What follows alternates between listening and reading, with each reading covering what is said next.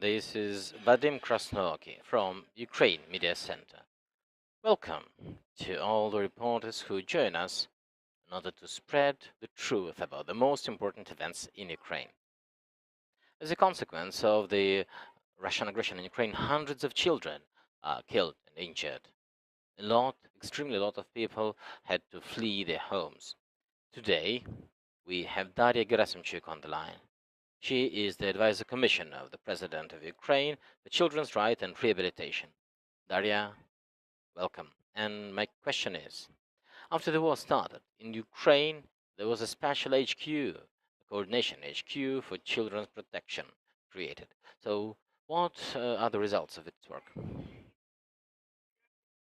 Thank you so much for inviting me. It's always a pleasure to share good news. But unfortunately, there are also some bad news, such as figures of children killed. Yes, March 17th in Ukraine, the official coordination HQ at the government of Ukraine was created. The HQ to protect children's rights in martial law. It was working unofficially. As soon as the war started on March 17th, it became official. So over 11 ministries and agencies are taking part there. Everyone who is protecting children. And every day we have a meeting, usually it lasts about 2 hours, at least 2 hours, and we discuss all the matters, all the urgent matters, to resolve all the issues and to ensure coordination of matters such as crossing the border, protecting the Ukrainian children who relocated, evacuation of children within Ukraine and outside of Ukraine. So all the matters relevant children are resolved at the coordination HQ. There are two co-chairs, me as the commissioner for children's rights and the minister for social policies. It's great that the HQ is working effectively. Let us talk about the forced deportation of children by the occupiers to Russia or to the so-called republics. Yes, it is forced displacement when we talk about the temporarily occupied territories, the People's Republic, or forced deportation when the children are taken to the territory of the Russian Federation. So these are two different notions.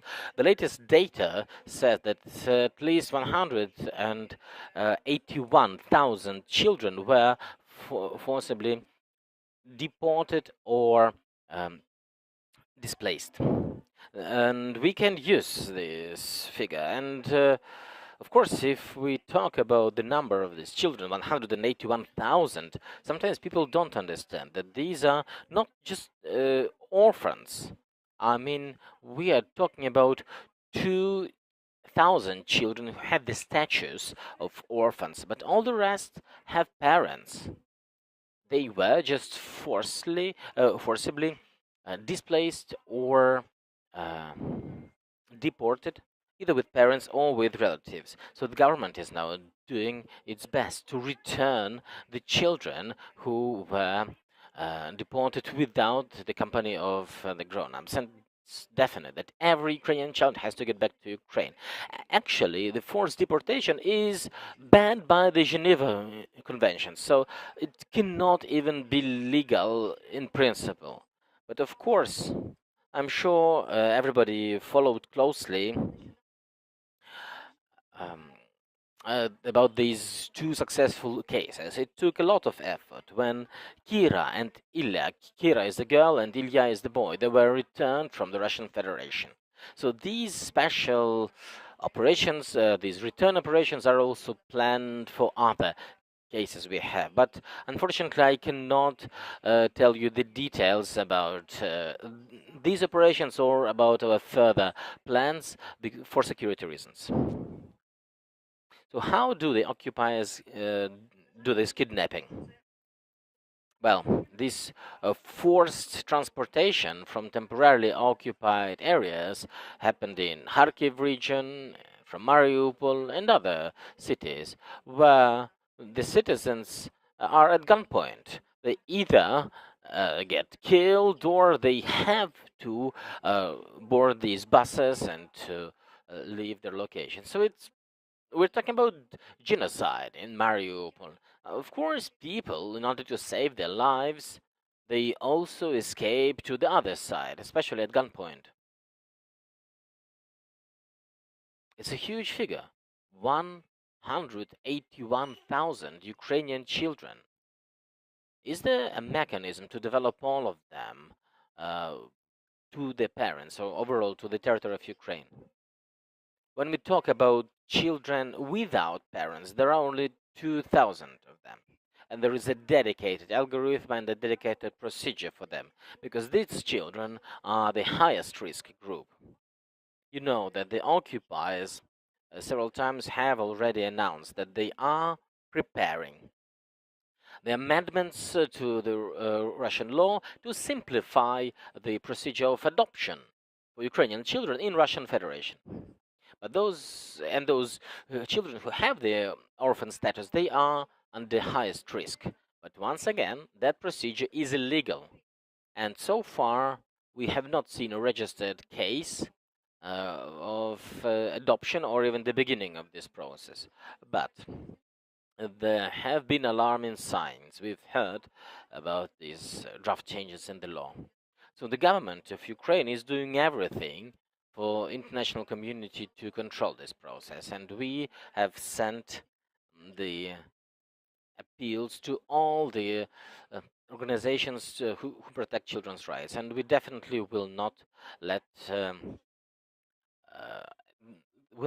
the Russians adopt Ukrainian children. The algorithms are now being developed, and we can negotiate, but we've seen what the occupiers have done in temporarily occupied territories of Bucha and other places, and well, it's difficult to talk to them. Okay, let's talk about the most painstaking thing. So over 200 children were killed and over 400 were injured. Can you confirm this information? And what other war crimes against children have been documented? And is there the mechanism of accountability for that? Well, 219 children, at least 219 children were killed. But, well, let me correct. It's not just killed, they were murdered by the Russian occupiers. At least 219, because we don't know the full scale. We don't know how many children died on temporarily occupied territories, such as Mariupol. Sadly, I'm confident that the real figure is scarily higher. And over 405 children were injured or are now getting treatment or have recovered from the injury. In terms of other war crimes, the hotline of the parliamentary ombudsman is working, and there they take they take appeals for mental support. When we talk about national police, I can also tell you the figure that throughout the war, national police received 818 applications to search 891 child. And good news is that only 67 children are missing out of this huge quantity. So these are the crimes we have. The children are kidnapped. Sometimes children have to hide in some shelters, in cellars, in forests, and this is now being investigated. As for other crimes, such as rape, which is now widely discussed in the community, it is now also under the aegis, investigated under the aegis of the Prosecutor General and by the National Police, and the accountability mechanism for those who committed these terrible crimes, these atrocities, are being developed. Ukraine is not a fantasy country. We are not inventing stories. We are documenting things, and we invite all the international partners to come to Ukraine and to help us document all these crimes, because this is the only way through which we will be able to bring everyone accountable. We identify everyone who was in Bucha, in Mariupol, and in other cities where atrocities happened. It's clear. Let me talk about the children of the internally displaced people and those who were forced to flee abroad when the hostilities started in Ukraine. Is education organized for them? How do you cooperate in this regard?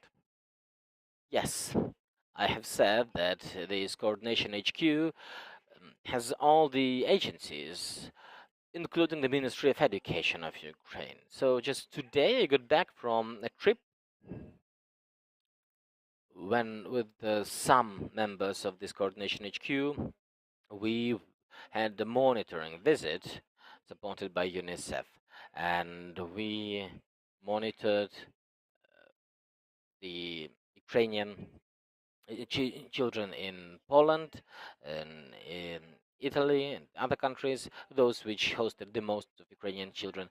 And we talked to those who organize education, social support, psychological support, consular services for the children. And by the end of the week, we'll be able to present the report on that.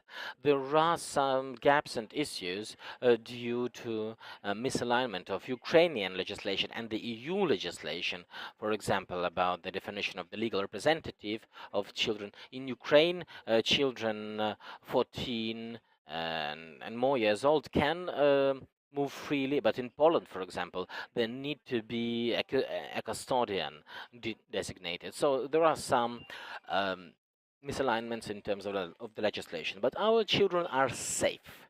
Let me tell you this, and the embassies, the consulates are following it closely. They help protect children's rights, and I can be certain that all the Ukrainian children dream of coming back home. They are preparing, and almost all of them are covered with training, both online and offline in the countries where they are hosted for their socialization. Uh, so they both study the language of the country where they are, and they also follow the Ukrainian curriculum. Yeah, I can only confirm. I have quite a lot of friends and relatives, and my own son, they all want to come back home as soon as possible. We perhaps have a question from the reporters in the room. Are there any questions? No. Thank you, Darya, for finding time to be with us. Thank you for this very important information, for everything you do for Ukrainian children. Yeah. Together we shall win. We had Darya Herasymchuk, the President's Commissioner for Children's Rights and Rehabilitation. I am Vadim Krasnook, and this is Ukraine Media Center. The next briefing is at 1:30.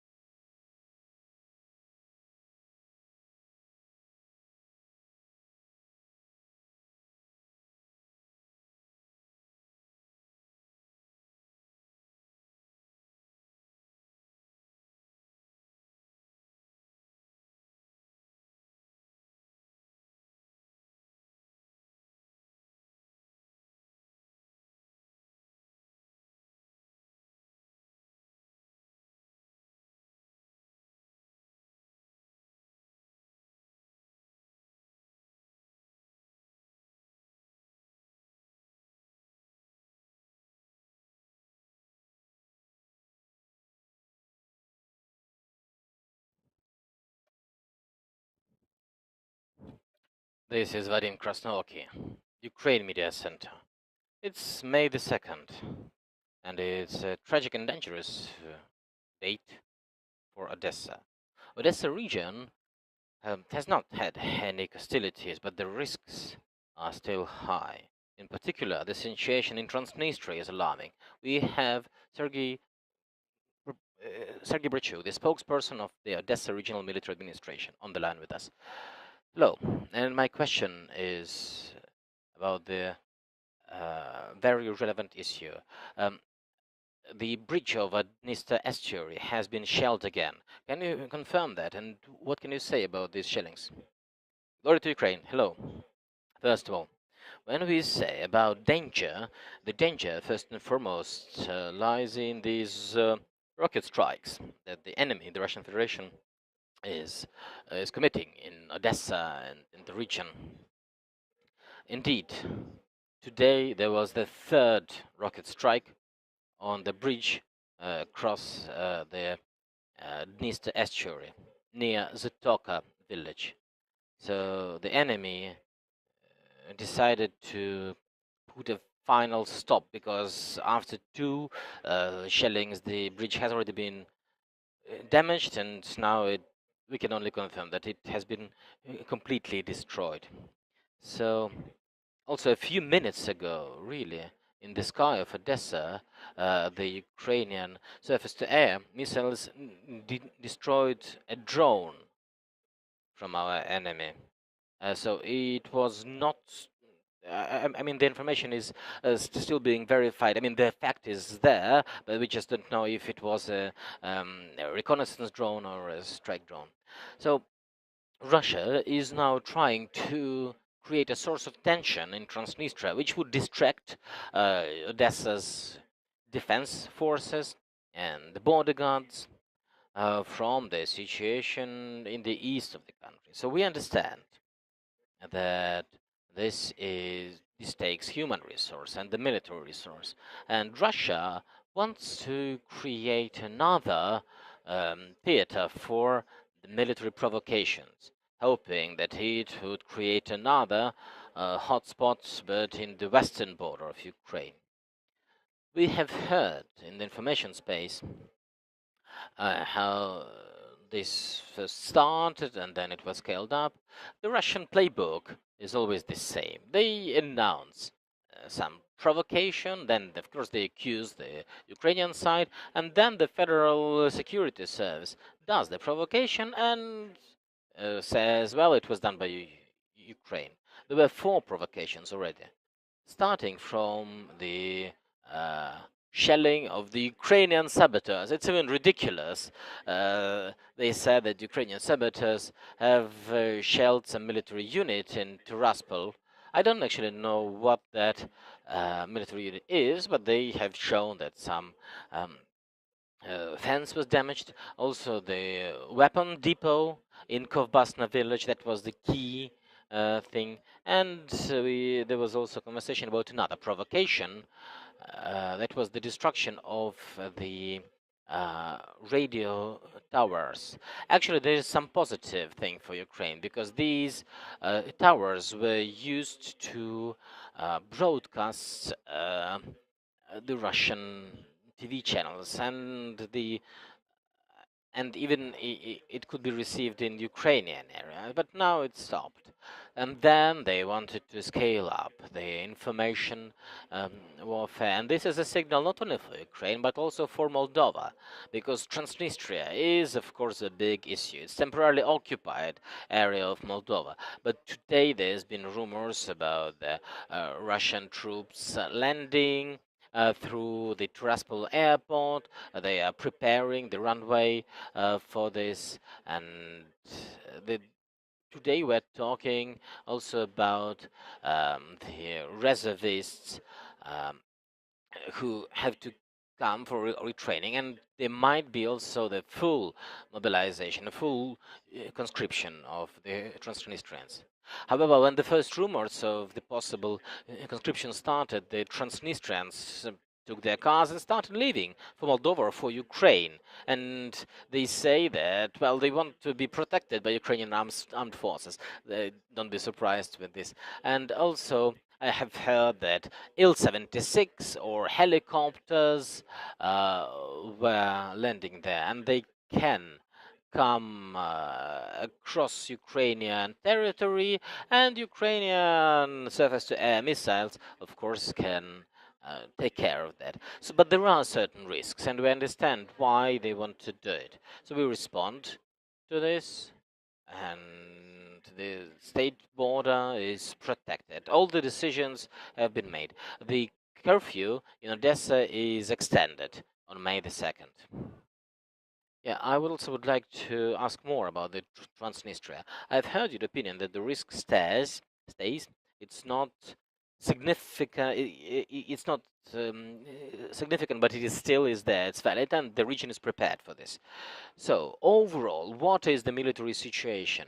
Are there other risks from other direction? Do you know anything about the plans of the invaders to attack Odessa region? Well, I would not say that Odessa region should be viewed in isolation from the Ukrainian theater of war. We have the political and military leadership, and thank God we have the command and control system preserved. The general staff is working, but of course, your question has a point. The Mykolaiv region and even up north from the Mykolaiv, of course, the military are taking care about it. So the military leadership is taking care of this, and it's not within my my authorities, but from what I see that they are responding to all the challenges. In terms of landing the troops from the Black Sea, well, now the Russian warships are at what they think is the safe distance. After the Moskva cruiser was destroyed, they stand further. And there are lots of mines in the Black Sea. Even from the open sources, we can count over 400. But this is only what's available in open sources. And of course, it's not controlled. And unfortunately, the biggest threat is now posed by rocket strikes from the ships in the Black Sea. And the Russians also are shelling the territory of Odessa from the temporarily occupied Crimea. They have the Bastion and Onyx type missiles there. And still, Ukrainian anti-aircraft tries to intercept them, but these rockets are very fast. They have high velocity, so sometimes it's difficult to track. But I know that this is temporary. So hopefully we will have reinforcement and we will have greater efficiency in this area. That is great. That is good news to hear. Looking forward to it. So hopefully there's not a significant risk for this now. So on May the 2nd, we've heard that a group of saboteurs were apprehended, and their plans to destabilize the situation today were stopped. Yes, there was a special operation in Odessa region, and it continues. It has not started today. It has been there for a long time, and since February the 24th, it's being reinforced. So now 24/7, there is the counter-saboteur operation going on. And we understand that May the 2nd is an important date for the Kremlin. And Putin said that they will remember the date and they want to punish everyone. But yeah, as of today, the law enforcement said that 12 saboteurs were apprehended. And now the investigation goes on. There is preliminary information that they were coordinated from the circles of former MP Kiva. and weapons were seized, and the instructions were seized. The detailed instructions, what they had to do to destabilize the situation in the city. So, kudos to the law enforcement. Well done. I know that they are working actively, and I think that the results will be seen soon. Overall, when we talk about law and order in the street, we have this extended curfew. But let me tell you, the residents of Odessa perceive it like this. Some said that it should be started not from May the 1st, this extended curfew, should be started from April the 30th. So locals in Odessa understand that there are these sleeping agents, and this network of Russian agents was formed throughout years, and they all have to be uncovered and caught. So far, we have not seen any violations of this extended curfew. The military and the law enforcement say that nothing happened. Okay, so we hear how the residents of Odessa understand the situation.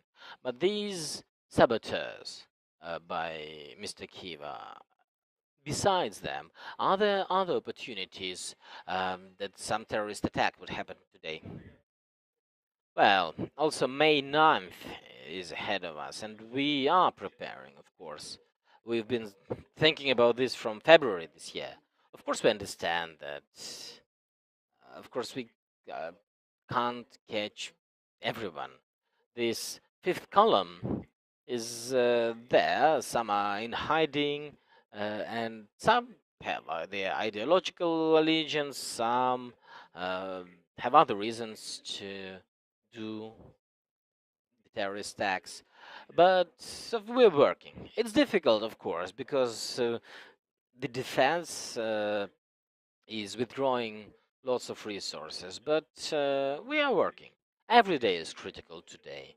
I mean, every day is critical because we have to work hard to ensure our defense. And the rocket strikes, they destroy the infrastructure of the region. So there are certain logistics issues, and there are issues in other social economic areas. But we are hosting the refugees, we redistribute them in the region. Some people, and maybe it's off topic, but nevertheless, the IDPs from Kherson and Mykolaiv region are coming to us, and they come, but it takes only 10 minutes to talk to the person, and the person is referred to a place in the bus, and the person knows their address, where they can get a temporary accommodation, and many people also get offered work. Sometimes it's not up to their profession, but I mean, we have to understand that it's wartime. Actually, I wanted to ask you about the humanitarian situation and the economic situation. I have heard that the IDPs from Kherson and Mykolaiv are hosted in your region. So my question is, the destroyed bridge over the estuary, uh, how complicated will now the logistics be? What happens in the areas adjacent to the um, bridge? In terms of humanitarian situation, the region is now a big humanitarian hub. We understand that a great deal of humanitarian cargoes from our friends, allies, and partners from Europe are coming through Odessa. And Odessa, indeed, is a distribution hub so that the humanitarian aid would go further to Kherson, perhaps also to Mykolaiv, to Kharkiv, and all over the state. In terms of Mykolaiv, and water supply is the key, and we are supporting them with water supply, with food, uh, products for children, and hygiene products. And of course, we have logistical issues when the bridge is destroyed. But the alternative route is now finalized. We are working, but it's complicated. Like, realistically, yeah, it's complicated. But we'll manage. The sowing campaign, we sow in expedient manner. I talked to the agricultural producers, and they understand that now we have to start sowing. The weather is good, so we have to start sowing grains and sunflower. So this is strategic crops, because we understand when we have good harvest, the state would have the resource, and the agricultural producers work day and night, and the businesses, SMEs, are coming back. They try to get accustomed to the war realities. So we keep having meetings and conversations in the administration, locally, in territorial communities, so that people would be able to join this effort and they would be able to support the economy. Because, well, uh, businesses now help our defense. And essentially, this is it. In terms of the districts near the border, yeah, of course, near the border it's safer. I understand that. So for every region, for every district, they have things to do. Overall, the situation is under control. We keep on working. I've been saying these words that we keep on working, but this is what we're doing. Thank you, Serhiy. It's great to hear that the agriculture is also working to its full extent. We understand that, well, perhaps we will not have lots of tourism in Odessa, in this region this year, but what about other sectors of economy? Are they working flawlessly? Well, of course, there are issues in every sector, this is clear. But in all the departments, I mean, they try to find some uh, new ways. They even try to open new manufacturing facilities. But now, of course, first and foremost, they do it to satisfy the needs of the military and to support the sectors which are critical, not only for the region, but for the state overall. It is clear. Thank you so much. Thank you so much for finding time being with us on the line, and thank you for everything you're doing for this region.